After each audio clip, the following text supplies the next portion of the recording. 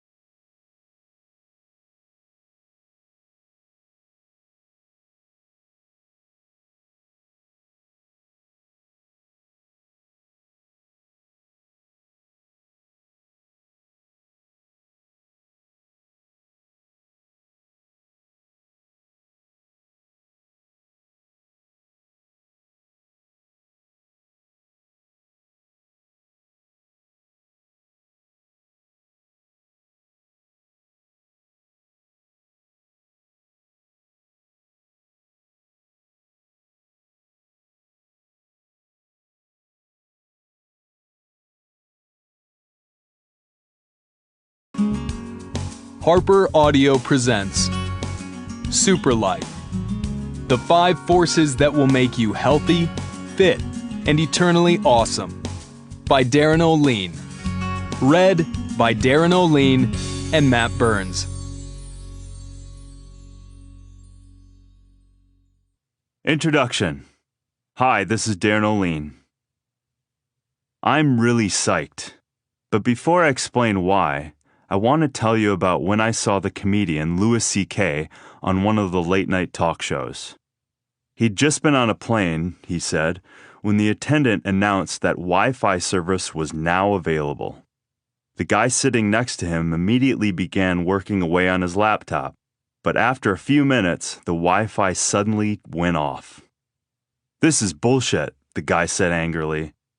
Louis C.K. said he immediately thought, here we are sitting in chairs that fly through the air at 500 miles an hour, and this guy is pissed because he can't read his email? That's funny and brilliant because it's so true about all of us. We become so accustomed to the miracles that surround us every day, we don't even notice them. I'm talking about your body, my body too, everybody's body. It's a frickin' miracle. Not just one miracle either. It's an infinite number of frickin' miracles. It's so mind-boggling that we can hardly begin to grasp it all. If we really had to stop and think about every amazing, breathtaking, jaw-dropping thing that our bodies are constantly doing, completely on their own and without any conscious effort on our part, without us even knowing about it, we wouldn't have time to do anything else. We'd be too dazzled to try. Turning water into wine is a miracle, no doubt. But is it more miraculous than turning broccoli, walnuts, beets, apples, and water into bones and organs and blood and brains? Not to me. I started writing this book when I was 13 years old. I was sitting on the living room floor back home in Minnesota, eating my Cocoa Puffs and watching cartoons. Next thing I remember, someone was talking about the grapefruit diet and how it made them feel fantastic and healthier than they had ever been before. I began paying very close attention. At this point in my life, I was a mess. I had been born premature, weighed 3.5 pounds, and was given a 50-50 chance of surviving. I made it, but with underdeveloped lungs and a lot of other difficulties. By second grade, I wore glasses and a patch over one eye and had severe headaches, a resting heart rate of 120 beats per minute, about the same as a hummingbird's, a bad case of hyperactivity, and some kind of thyroid problem, which they medicated with a pharmaceutical cocktail. By the age of 10, I had water on my knees and had undergone various medical treatments for allergies and immune system dysfunction and other weirdness. I was removed from the normal kids' classroom due to what the doctors and teachers believed were learning disabilities. I was a wreck. After the commercial ended, I put down my Cocoa Puffs and asked my mother to buy some grapefruit. A lot of it. I began eating it for breakfast and several other times a day. The grapefruit replaced the pizza, candy, soda, and all the rest of the junk I had been pouring into my body. I started to feel different, better. Making my own decisions, ones that worked, empowered me. I stopped taking my hyperactivity pills too. I didn't tell anyone. I just did it. That made me feel even better, cooler. Of course, I didn't stay on the grapefruit diet permanently. I reverted to the sketchy eating routine of a normal Midwestern kid. But as I grew up, I continued paying close attention to what I ate and drank and how it made me feel. I've been on this path, trying things and getting feedback ever since. I'm not a professional scientist, I'm an eternal student. But I've learned a lot along the way, and I'm constantly discovering more. I became an athlete in high school and played football in college. A back injury eventually ended my career, but my passion for learning about what makes us healthy was stronger than ever, I studied exercise physiology and nutrition in college, worked one-on-one helping people who were injured, discovered more about what makes our bodies tick. I read everything I could get my hands on, and then I went out to meet scientists and researchers who were devoting their lives to the study of health and nutrition and picked their brains. When an expert told me something that made sense, I tried it out on myself. If I felt better, I stuck with it. If I didn't, I moved on. I read lots of scholarly papers, but I didn't wait around for the experts to tell me what to do. I jumped in and figured it out on my own. I went from 13-year-old rec to college football player to nutrition counselor and physical trainer, and now I spend my time traveling around the world investigating and searching for the most intensely powerful foods, the healthiest, most amazingly nutritious things that nature has ever made. Superfood Hunter is the title that stuck, but my passion for this subject goes so much farther and deeper than that. Now I'm psyched because I get a chance to tell you everything I have learned about our bodies, what they need, and how they really operate. Like this, disease doesn't exist. I know how insane that sounds, but it's true. Disease doesn't exist, at least not how it's been explained to us by doctors and scientists. Here's how we've been taught to think. We go through life feeling fine, with fingers crossed, hoping we always stay that way, but knowing that at some point something bad is going to happen. Something's going to break down. Something's going to go haywire. Maybe it will be our hearts, or our livers, or our blood, our lungs, our colons, our bones, our brains, our breasts. Someday, something will go wrong. And then it does. Damn it. Why me? Now we have a disease. It's probably got a scary name. There's usually a specialist nearby who treats nothing else. If we're lucky, it's something the doctors and pharmacists can fix. Otherwise, we may be in real trouble. According to what we've been taught by experts, that's disease. Except it's not. If we're worrying about our heart, or our head, or our prostate, or our pancreas, or our kidneys, or anything like that, we're already looking at the wrong thing. We're working with bad information. We're not paying attention to what really matters. All these diseases, they're just symptoms.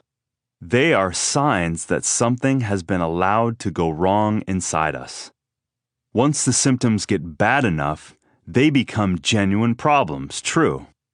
But even when we treat them, we're still dealing only with the symptom, not the underlying cause. Here's what I have learned. Every disease has many possible causes, but the little causes are all the result of just a few big causes. We keep treating the little causes, and they keep on happening. If instead we deal with the big causes, then suddenly disease becomes something we can prevent rather than just treat. I'm talking about every sickness, especially the seriously gnarly ones, the modern-day terrors that either end our lives too soon or leave us alive but sickly and infirm for years, decades. Chronic ailments like diabetes, emphysema, arthritis, heart disease, cancer. The truth is, we're not supposed to get sick at all. And if we do, we're meant to recover fully and fast. We're built to be amazing physical beings, each one of us. Our bodies are genetically programmed to be healthy and lively and strong. When we do become ill, it's unnatural, not inevitable. Our number one killer, heart disease, mostly preventable. Our number two killer, cancer, the same. Believe it or not, there are places on this planet where those two scourges are uncommon. But here, where we enjoy the most expensive and scientifically advanced medical care in the world, They are everyday tragedies. I'm always amazed when I ask people how they're doing, and their answer goes something like this. Oh, I'm okay. No complaints. Just the usual little aches and pains. My knees hurt sometimes. My back too. I get these headaches once in a while. I've always had trouble falling asleep at night, and then by the middle of the afternoon, I'm fighting to stay awake. A little heartburn occasionally. Constipated now and then. Wish I still had the same old energy in the sack. But who does? Just the normal stuff like everybody else. What? I want to yell. You think that's normal? We're not meant to have any of those complaints.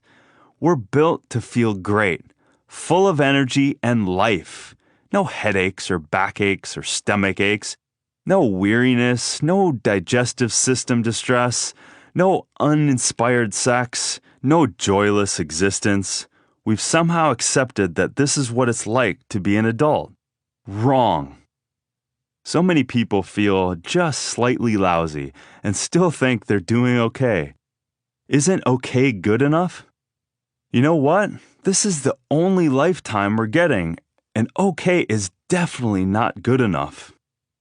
In fact, all those little complaints are really early warning signals of something seriously bad in the future. Constipation today, colon cancer tomorrow. Insomnia now, a major heart attack someday. Even erectile dysfunction. By treating it with pills, we mask the causes. But if blood vessels in the penis have narrowed, it means that arteries elsewhere are closing off too. A limp dick tonight, a stroke down the line. We'll discuss all that and more, but for now, I just want you to think about this. By our actions, we determine our fate. Health or sickness, joy or misery, pain or pleasure, life or death, largely up to us. All those big, bad, scary diseases, we invite them in or we shut them out. That can be a heavy burden, I realize, but it's also a great freedom to determine how healthy we will be. Either way, it all depends on whether we did or did not take care of something important. That's what this whole book is all about, the something important. I want to help people take responsibility for the one thing we will have from when we are born until we die. I want us all to take what nature has given us and use it to the fullest, and for the longest time possible. Not just go through life accepting whatever comes along, waiting for that bad thing to happen.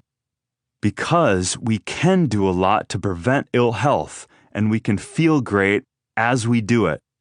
I want us all to be open to the possibility of feeling amazing every day. It starts with the beautiful frickin' miracle that carries us through our lives from start to finish, our bodies. Okay, I gotta jump on a plane so I can go hunt for more superfoods in Peru. So I'm gonna let a professional actor take you through the rest of the Superlife book. Part 1. The 5 Life Forces.